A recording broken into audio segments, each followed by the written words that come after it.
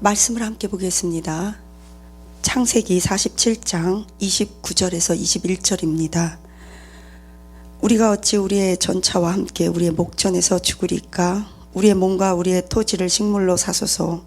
우리가 토지와 함께 바로의 종이 되리니 우리에게 종자를 주시면 우리가 살고 죽지 아니하리다. 그러므로 요셉이 애굽 전지를 다 사서 바로에게 드리니 애굽 사람이 기근에 올려서 각기 전지를 팔아 땅이 바로의 소유가 되니라. 요셉이 애굽 이 끝에서 저 끝까지의 백성을 성읍들에 옮겼더라. 오늘 말씀은 요셉의 이야기를 통해서 저와 여러분이 함께 은혜를 받으려고 합니다. 우리가 다 아는 대로 요셉은 애굽 땅의 국무총리였습니다. 형제들에 의해서 애굽으로 보디발의 집에 팔려갔습니다. 창세기 37장에 요셉이 처음 소개되는데 어떻게 소개되냐면 요셉은 야곱의 11번째 아들로서 아버지가 그 요셉을 너무 사랑했습니다. 아버지 야곱은 요셉에게 채색 옷을 입혀주었는데 그 채색 옷은 멋지고 색깔이 좋은 그것을 의미하는 것이 아니라 장자권을 상징하는 채색 옷을 입혀주었습니다.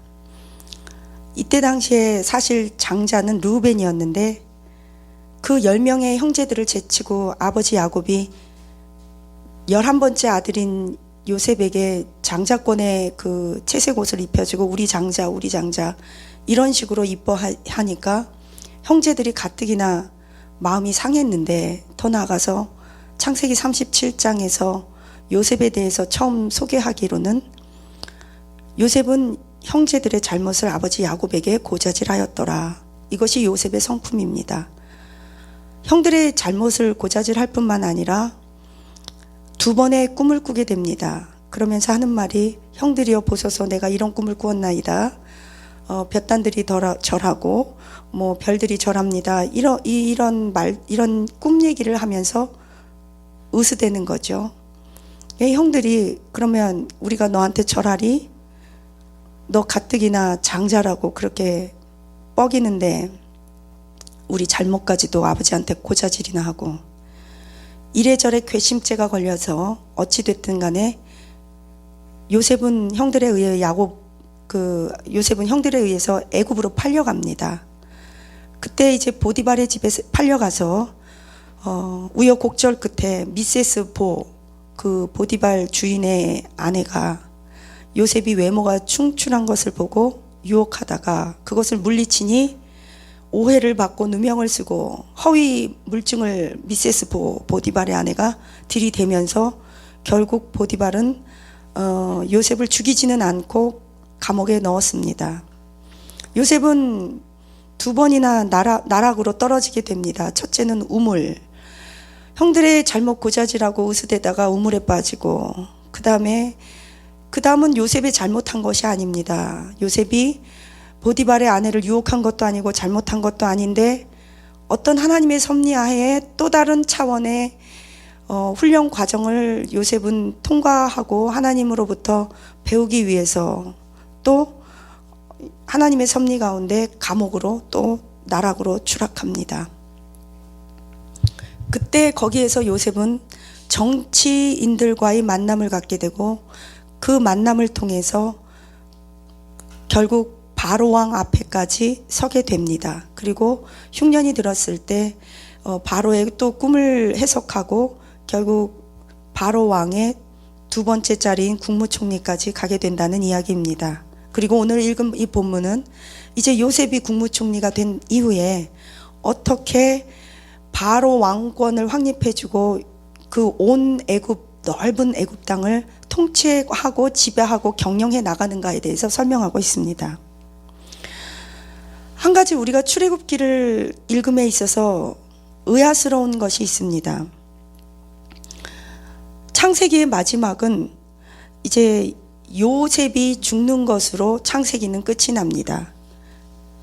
그런데 그 전에 야곱이 죽습니다. 그 야곱은 애굽 땅에서 죽는데 그때 당시에 바로 왕이 죽을 때 장례식을 72일간을 치렀고 애도하는 시간을 가졌습니다. 그리고 보통 왕이 죽을 때는 미라를 그 시체를 그냥 묻지 않고 미라를 만들어요. 예굽에는 미라 만드는 기술이 굉장히 발달해서 김일성이 죽었을 때도 지금도 여전히 그 김일성의 시체를 그 미라를 만드는 기술을 자문을 구할 정도로 애굽은 미라를 만드는 기술이 굉장히 수천 년 동안에 걸쳐서 개발되었던 나라입니다. 어찌되었든 그 미라를 만들 때도 사람의 그 사회적 지위와 신분에 따라서 그냥 피를 빼버리고 대충 미라를 만들기도 하고 또 어떤 경우에는 향료를 넣기도 하고 더 멋지게 돈 많이 들여서 하는데 야곱이 죽었을 때는 거의 바로왕 다음의 수준으로 장례를 거창하게 치렀습니다. 왜냐하면 성경에 보니까 야곱이 죽었을 때 70일간 애도했더라. 뭐예요? 바로왕처럼 할 수 없으니까 2일간을 빼버리고 72일은 바로왕이니까 야곱은 70일간 애도하게 하였고 거의 미라 만드는 수준이 오늘 보니까 본문에 보니까 애굽 왕 바로왕처럼 그 미라를 만들었다는 거죠. 자, 이렇게 보면 요셉이 국무총리였어요. 거의 왕족처럼 살았습니다. 부를 거머쥐었죠. 그런데 어느 날 갑자기 출애굽기 1장 3절에서는 뚱딴지같이 느닷없이 이상한 말을 딱 시작하면서 출애굽기를 시작하는데 그것이 무엇이냐면 요셉을 알지 못하는 새 왕이 일어나서 애굽을 다스리더라. 아니 어떻게 바로 전에 요셉이 국무총리였습니다. 왕권을 거의 실권을 쥐었던 사람이죠. 애굽 땅을 일으켰습니다. 그런데 어떻게 바로 그 다음 왕이 요셉을 알지 못하겠느냐 이겁니다. 그리고 그 왕족처럼 살았던 히브리인들이 갑자기 노예로 어떻게 전락할 수 있을까? 우리는 그것에 대해서 한번 생각해 보아야 합니다. 역사적으로 볼 때 애굽 사람들은요 굉장히 자존심이 굉장히 센데 중국 사람들보다 더 세요. 그래서 애굽 사람들의 그 역사적인 기록을 보면 한 번도 애굽은 전쟁에 졌다는 기록을 남기지를 않았습니다. 무엇이냐면 자기들이 전쟁에 진 역사는 빼버리는 거예요. 그 애굽에 보면 요셉이 국무총리로 다스렸을 때 그 바로 왕조가 17대 왕조였는데 그 150년간의 역사의 기록이 하나도 남아있지 않다는 것입니다. 그것이 너무 이상했고, 그런데 애굽의 최고의 역사학자라는 메네토라는 사람이 있습니다. 이 메네토라는 사람이 오래전에 그 글을 써놨는데 그것이 이제 묻혀져 있다가 하나님께서 때가 돼서 어느 순간에 그 사람이 쓴 역사적인 기록을 발굴했는데 보니까 그 사람이 이 요셉이 다스렸던 그 17대 왕조가 다스렸던 150년간의 기록에 대해서 아주 자세히 기록해 놨다는 거죠. 18대 왕조가 시작되면서 아주 중요한 역사적인 그 시점인데 하나도 기록이 없는데 그 메네토의 그 학자의 기록에 의하면 이런 글이 있습니다.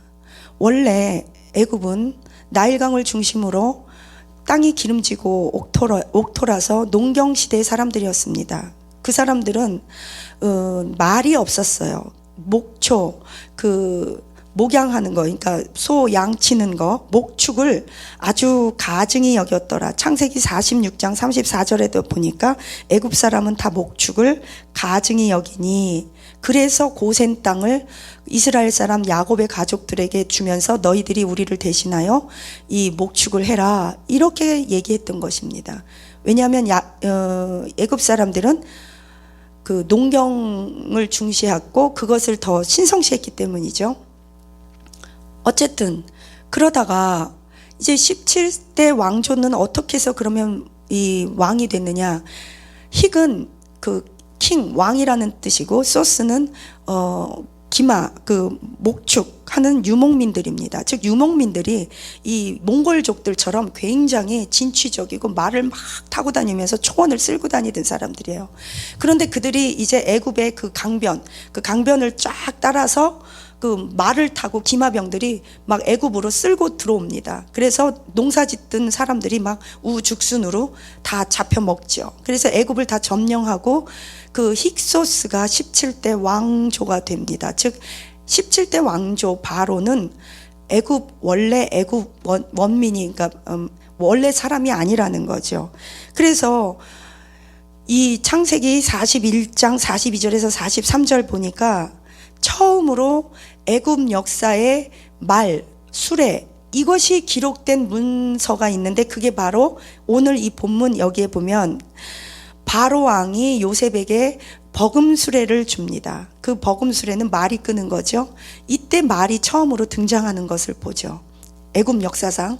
그래서 이 17대 힉소스 유목민의 왕이 애굽을 다 쓸고 17대 바로 왕이 되고, 그러니까 애굽의 자국민이 아니죠. 그렇기 때문에 입부로 히브리라고 불리고, 그 천한 사람, 히브리인 그러면은 천민, 좀 못 배운 자 노예 이렇게 비하시키는 표현이거든요. 히브리인이다 그러면.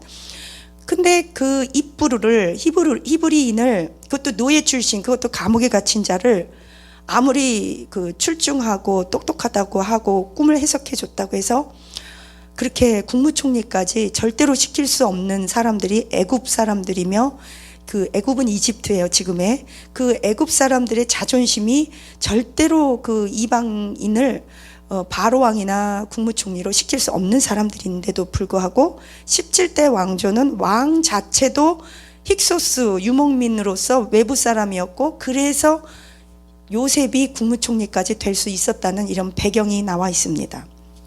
그래서 이런 기마병이 됐을 때 이제 모세가, 그래서 그 홍해를 가를 때도 홍해로 이렇게 돌아가잖아요. 왜 그러냐면 그때 당시에 그 힉소스 기마병들이 해변 라인을 따라서 그 애굽에 쳐들어왔기 때문에 18대 왕조부터는 어떻게 했냐면 그 라인, 그 강변을 따라서 지금으로 말하면 해군들을 완전히 해군들을 배치시켜 놓은 거죠. 그래서 18대 왕조는 바로 왕이 굉장히 그 해변 라인을 중요시 여겼고, 그 해변 국방 수비대를 철두철미하게 세워놨기 때문에 뚫고 나갈 수가 없었어요. 그래서 모세가 이스라엘 백성들을 데리고 할 수 없이 홍해를 건너야만 했습니다. 그쪽 강변으로는 못 가니까. 이게 그런 배경이 있었던 거예요. 그런데 이제 오늘 읽은 이 본문 얘기를 하려고 합니다. 이것을 알아야만 오늘 창세기 47장 19절에서 21절을 우리가 좀 더 정확하게 알 수 있습니다. 왜 그러냐면, 자, 생각해 보세요. 여기 오늘 보니까 원래 애굽 땅 전역이 바로 왕 것이어야만 합니다. 그렇죠. 그때 그 바로 왕은 절대 권력을 가진 자였기 때문에. 그런데 어찌된 영문인지 여기 보니까 아직도 17대 바로 왕은 애굽 전역의 땅을 바로 왕의 소유가 되지 않았다고 말을 하고 있어요. 그래서 요셉이 국무총리가 되자마자 첫 풍년이 7년이 들었을 때 한 일이 무엇이냐, 곡간에 그 곡식을 다 사들입니다. 그리고 흉년이 들었을 때 여기 보니까 그 지방, 그 애굽 사람들, 그 뿐만이 아니라 애굽 사람들, 그때 사람들이 와갖고 왜 이스라엘 사람도 오고 막 주변 사람들이 와서 곡식을 타갔잖아요. 그때 영주들이, 애굽에 있던 그 땅 지주들이, 그들도 흉년이라 먹을 게 필요하니까 요셉에게 와서 쌀을 사가는 거예요. 이게 곡식을. 그러니까는 요셉은 곡식을 내어주고 토지, 여기 보니까 우리가 토지와 함께 바로의 종이 되리니, 너무 이상하지 않아요? 아직까지 여전히 요셉이 국무총리 되고 나서도, 첫 풍년 7년이 지나고 나서도, 그러니까 7년 지나고 흉년이 비로소 찾아왔을 때까지도 지방의 영주들과 돈 있던 사람들과 애굽의 토지의 주인들은 그 모든 소유가 바로 왕의 소속으로, 바로 왕의 소유로 되지 않았다는 것을 보여줍니다. 그래서 이 요셉이 얼마나 영특한 사람인지 한번 보세요. 풍년 기간 동안에 쌀을 저장해서 흉년 동안에 그 쌀로 영주들의 토지와 생명과 그들의 돈을 막 이렇게 다 사들여요. 그래 놓고 하는 말이, 영주들이 이래요. 우리가 토지와 함께 바로의 종이 됩니다. 뭐예요? 토지도 바로의 것이요, 우리의 생명도 이제 바로의 것이고, 이제야 비로소 우리가 바로에게 굴복합니다. 그러면서 우리에게 씨를 심을 종자를 주십시오. 그러지 않으면 우리도 죽고 전지도 황폐하고 농사지을 씨앗도 없는데 이까짓 땅만 가지고 있어서 무엇하겠습니까? 땅도 바로에게 바칩니다. 우리를 노예로 사용하여 주십시오. 그래서 요셉이 그 모든 전지를, 애굽의 전지를 다 사서 누구에게 줬대요? 바로 왕에게 주었더라. 그랬더니 그 전지를 그제서야 비로소 기근이 몰려서 각기 전지를 팔아 그 땅이 비로소 누구의 소유가 되니라? 바로의 소유가 되니라. 그제서야 비로소 바로 왕권이, 17대 바로 왕권이 확립되는 거예요. 그러니 힉소스 왕, 유목민의 왕, 이 기마 부대를 타고 와서 전 애굽 땅을 점령했던 17대 왕조 바로가 딱 보니 이 요셉 국무총리를 세운 것이 기가 막힌 일이에요. 눈에 넣어도 안 아파, 입에 넣어도 혀 같아. 그러니까 뭐라 그래요? 야, 반지 네가 다 해. 너 쉴 거냐? 나 다음이 넌데 네가 다 해. 얼마나 감사해요. 그러니까는 실질적인 바로왕이 바로왕 될 수 있도록 그 왕권을 확립해주고 토지를 찾아준 것이 요셉이었어요. 더 나가서요, 요셉이 얼마나 똑똑한지 보세요. 하나님의 사람은요, 바보 덩다리가 없어요. 바보 덩다리는요, 물론 다 그 영혼은 귀하죠. 그런데 하나님이 쓰시는 사람은 지혜로워요. 지혜롭고 똑똑하고 경영도 잘하고 하나님이 머리를 주세요. 왜? 일을 할 수 있도록, 사명을 감당하도록. 저는 저와 여러분이 이런 요셉과 같이 천재적인 머리가 될지어다, 요셉의 머리가 될지어다, 경영할 수 있는 머리가 되시기를 축복합니다. 지혜의 근본은 하나님. 누가 지혜를 주세요? 하나님. 뭐를 통해? 훈련을 통해. 요셉이 뭐래요? 21절.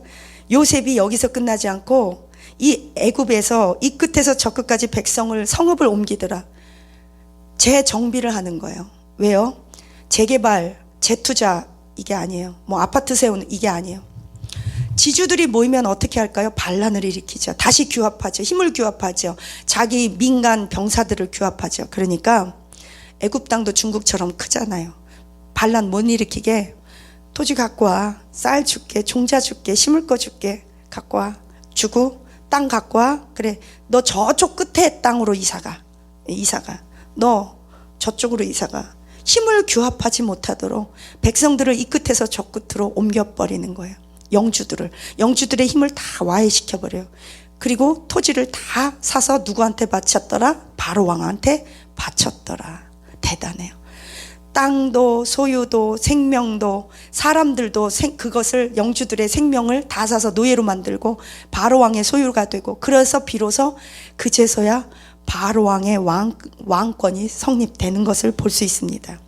그래서 150년간 유지되었던 힉소스 17대 왕조가 이제 망하고 나니까 18대 왕조가 이제 세워졌습니다. 18대 왕조는 애굽의 원주민인 수메르인이 왕조인, 그 수메르인이 바로의 왕이 되었을 때 갑자기 화가 났죠. 당연히죠. 그래서 어떻게 했어요? 힉소스인들 다 물리치고 그 해변 라인을 따라서 해변, 강변 그 수비대를 강화시키고, 입부로 히브리인들, 요셉, 그들을, 나 너희들 몰라, 나 요셉을 알지 못해. 요셉을 알지 못한다는 것은요, 진짜 설령 모르겠어요. 어떻게 모르겠어요? 국무총리를 왜 모르겠어요? 기록을 다 해놓는데 안 알고 싶다는 거예요. 그 애굽 역사에서 150년간을 잘라버렸어요. 근데 하나님이 이 중요한 역사적인 것을 감춰둘 분이 아니시죠. 이 메네토라는 학자를 통해서 다 기록하게 해놨다가 그것이 발굴됨으로써 요셉은 실질적으로 애굽에 있던 실제적인 인물이었다.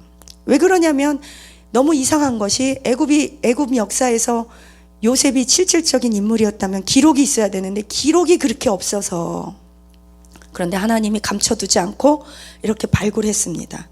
그래서 이 모세를 통해서 하나님께서 이제 이스라엘 백성들을 400년 동안 종살이 하다가 출애굽을 드디어 시킵니다. 요셉은 구약의 예수님으로 우리가 모형으로 삼습니다. 모세도 구약의 예수님의 그 표상으로 우리가 알고 있습니다. 저와 여러분이, 우리의 후손이 요셉과 같기를 축원합니다. 요셉의 마음이 되기까지, 요셉의 인생을 딱 원심불리게 넣어서 달달달달달달 한번 이렇게 돌려봤어요. 진짜 돌렸다는 건 아닙니다. 비유입니다. 또 저한테 와갖고 비유예요.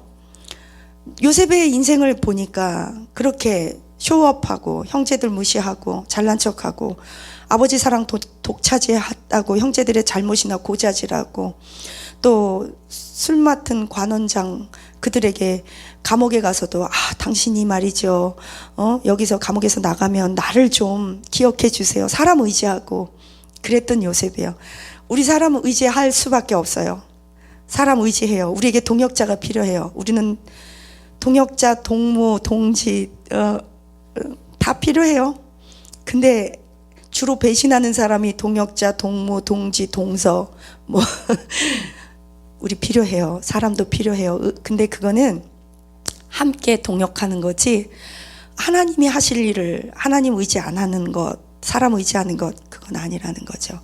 요셉이요, 온전히 하나님만 보고, 나를 죽이시는 이도 하나님, 살리시는 이도 하나님, 하나님이 그리 아니하실지라도 나를 우물에 넣으신 분이 하나님, 나를 감옥에 넣으신 분이 하나님, 내가 누명 쓰게 하신 분이 하나님, 내 꿈을 해석하게 하신 분이 하나님. 아니, 언제 요셉이 꿈꾸게 해달라고 그랬냐고요. 그냥 사실 어떻게 생각해보면 10대 철없는 애가 그냥 꿈을 꿔갖고 형제들한테 조금 떠벌린 것 뿐이에요.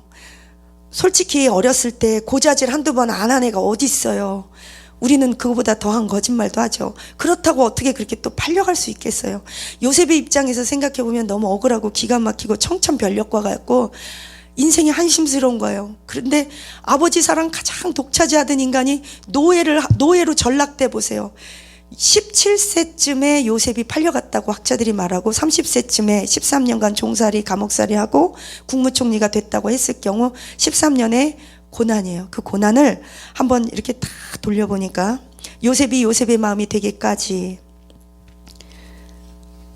첫째, 공포, 두려움을 극복, 거절감 극복, 버려짐 극복, 가족으로부터 충성했던 보디발로부터, 믿었던 사람들로부터 버려지고 분노하고, 문화적 충격, 다른 나라에 팔려가서 언어와 문화를 배우고, 서러움, 타향살이, 외로움, 배반감, 형제들, 술과 떡 맡은 황관들, 자신을 믿지 않아서 감옥에는 보디발, 그의 아내, 분리, 가족과의 분리, 고향, 아버지 야곱, 피곤한 생활, 노예 생활, 절대적인 권위에 대해서 순종하는 고통, 낮은 자존감, 노예로서 슬픔, 고향에 못 가고 형제들 못 보고 자기 동생 베냐민 못 보고, 낮은 자아상, 자기의 깨어진 자아상, 자기는 노예가 아닌데, 나는 이스라엘 사람인데 언어도 이름도 다 버리고 한 맺히고, 가족과 형제 타국살이에서 이 누명 쓰는 한 맺힌 거 극복, 이런 많은 것들을 요셉이 극복하고 나니까 하나님께서는 요셉에게, 그래 요셉아, 너 13년간 고생 많았다. 17세부터 예전에 어떤 베스트셀러 책이 미국에서 본 기억이 나는데, 제가 작가랑 책 이름을 기억을 못 하겠는데 대충 책 이름이 이랬던 것 같아요. 미국에서 성공한 사람들을 조사해 봤더니 대부분의 성공한 사람들은 구두 닦이거나 신문 돌리던 사람들이었다. 그때 당시에 2차 세계대전 끝나고 나서.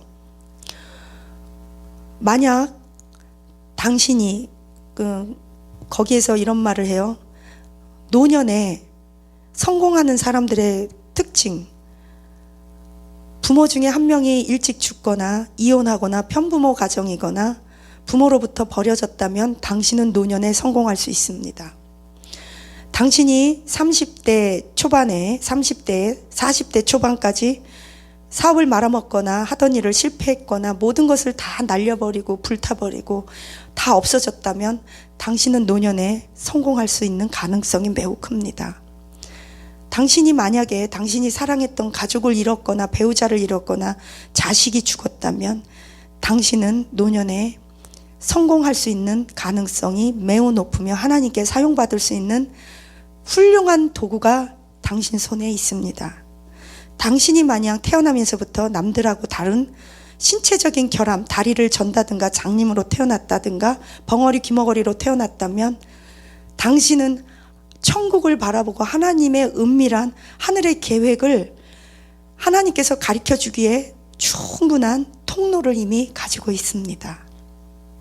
당신이 만약에 사랑했던 사람을 잃고 그들로부터 배신감을 팔리고 사기당하고 그들로부터 배신당했다면 당신은 노년에 충분히 행복하고 다시 성공할 수 있는 자료를, 귀한 재료를 가지고 있는 것입니다.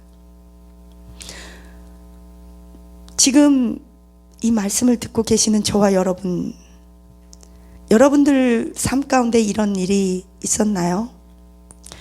가끔씩 저희 어머니가 저한테 이래요. 나도 이만큼 고생했어. 근데 나는 이렇게 살았어. 나도 배고프고 굶주리고 6.25 전쟁 겪었고 나도 오만 고생 다 했고 엄마 죽고 별일 다 했어. 근데 난 이렇게 됐어. 저는 그 말을 들을 때 이런 생각을 했어요. 어머니는 대신에 자식을 잘 키웠고 특히 어머니한테는 제가 있잖아요. 사람이 노년에 잘 된다는 건 꼭 인기 있고 사람들에게 알려지고 유명 스타가 되고 큰 업적을 남기는 것만이 노년에 잘 된다고 생각하지는 않습니다. 노년에 잘 된다는 건 하나님께서 내가 잃어버린 것을 내 자녀를 통해서 찾게 해주시고 신명기 1장 11장의 말씀처럼 내가 너의 후손과 맺은 언약을 기억하여 천대의 복이 임하고 천배의 복이 임하리라. 하나님은요 우리에게 숫자를 자주 가르쳐 주실 때가 있습니다. 이삭에게는 100배의 복을 주셨고요, 우리에게는 천대의 축복, 하나님을 잘 믿고 하나님 말씀을 경외하는 사람에게는 천대의 복을 주신다고 그랬고요, 신명기 1장 11절에서는 1000배의 복을 주신다고 그랬고요, 30배, 60배, 100배 무한대의 열매를 맺는다고 했고요. 하나님은요 내 대에 못하면 내 다음 때에 못하면 그 후세대라도. 그래서 이런 말 있잖아요. 부자가 3대 못 가고 가난한 자가 3대 못 간다. 자식 키우는 사람은 함부로 무시하지 마라. 자녀들에게 소망을 두십시다. 자녀를 의지하라는 것이 아닙니다. 우리에게는 다음 세대가 있어요. 그래서 다음 세대를 위한 씨앗으로 우리가 살아가야 합니다. 더 영적으로 좋은 시대를 물려줘야 합니다. 신앙을 유업으로 물려주는 저와 여러분이 되시기를 축원합니다. 저와 여러분의 자녀 가운데서 이렇게 요셉과 같은 자가 나오기를 축복합니다. 야곱은 처음에 바로왕을 만났을 때 내 나이 137세입니다. 그러나 그 지나온 세월이 심히 험난했다고 바로왕 앞에서 고백했던 야곱의 인생이지만, 야곱이 죽을 때는 요셉 때문에 그 왕 같은 대우를 받으면서 장례를 치렀습니다. 자식 때문에, 요셉 때문에. 저와 여러분의 가정에 요셉과 같은 자녀들이 나오고 우리 청년들에게 요셉과 같은 경영자, 국제적인 기업가, CEO가 나오기를 예수님의 이름으로 축원합니다. 요셉과 같은 머리가 될지어다. 요셉과 같은 자녀가 나오게 하옵소서. 요셉과 같은 출중한 크리스찬 기업인이 나오게 하옵소서. 1000개의 선교, 1000개의 교회를 후원하며 2000명의 선교사님을 후원하고 300명의 목사님들을 키워내고 500 국내외 우리 목사님들 후원하고 그 정도 꿈을 가지고 그것이 얼마가 됐든지 간에 10,000원이든 100,000원이든 100,000원이든 30만, 하나님은요 액수 스케일의 문제가 아니고 다시 말하면 본질의 문제예요. 사랑은 스케일의 문제가 아니라 본질입니다. 신앙은요 스케일의 문제가 아니라 방향성입니다. 목표는요, 스케일도 스케일이지만 목표는 하나님께서 우리에게 꿈으로 주신, 상급 주시려고, 면류관 주시려고 주신 유업입니다. 일거리 없는 사람이 가장 비참한 것 같아요. 쓰임받지 못하는 사람, 일하지 않는 사람, 내 마음, 내 욕심 채우기에 급급한 사람, 가장 비참합니다. 우리는 나눌 때 풍성해집니다. 우울증은 어떻게 극복하냐면요, 내가 내 우울증 극복하고 하나님 일 해야지, 내가 내 굶주린 거, 내 부족한 거 채우고 하나님 일 나눠야지가 아니라, 나도 우울증 때문에 아프지만 하나님 앞에 쓰임받기 위해서 선교사님들과 눈물을 나누고 선교사님들을 위해서 기도하고 10,000원을 헌금하면 내 우울증이 없어진다니까요. 나도 모르는 사이에. 왜요? 영적 자존감이 높아지잖아요. 내가 귀히 쓰임받았잖아요.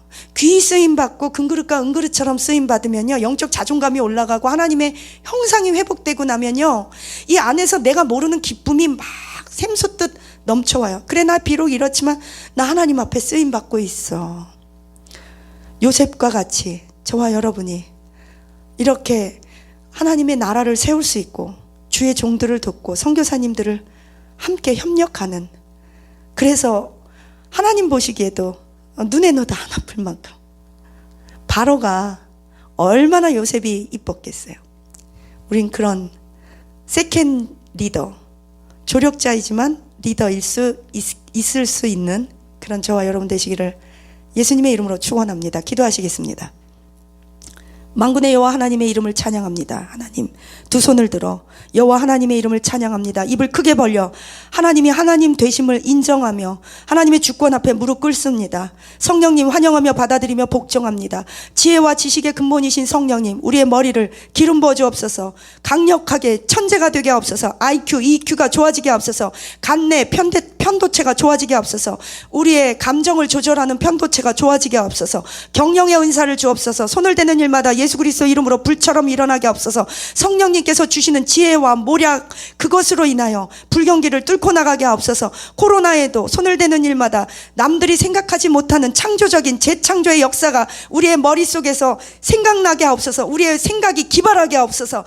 하나님, 재창조, 재조합 능력이 우리 머릿속에서 막 굴러가게 하옵소서. 그래서 수출도 증대되고 손님도 늘어나고 또 다른 사업이 열리게 하옵소서. 영안의 눈이 열리게 하옵소서. 사기당하지 않게 하옵소서. 앞으로 남고 뒤로 미치지 않게 하옵소서.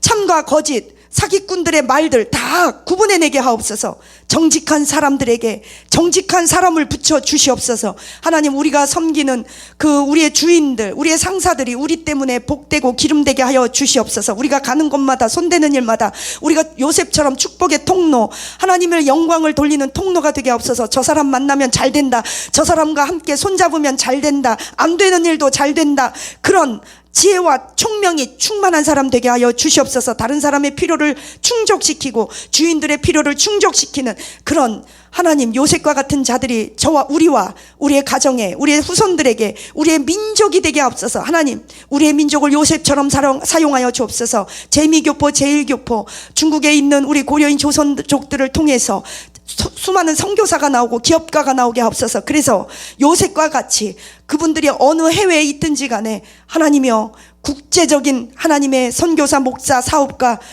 의사, 변호사들이 나오게 하시고 이스라엘 사람들처럼 우리가 각 분야 7 영역, 문화, 종교, 스포츠, 연예인 모두 다 우리가 싹쓸이하게 하옵소서. 우리가 1등 되게 하옵소서. 열방의 독수리가 되게 하여 주시옵소서. 모든 무말랭이처럼 비틀어진 것은 펴지고 가난한 것은 부유케 되며 원수는 돕는 자가 되게 하옵소서. 메마른 땅에 생수가 솟아나며 모든 황폐한 곳이 다시 건축되게 하여 주시옵소서. 아버지여, 요셉의 하나님, 우리의 하나님, 우리를 요셉처럼 사용하여 주시옵소서.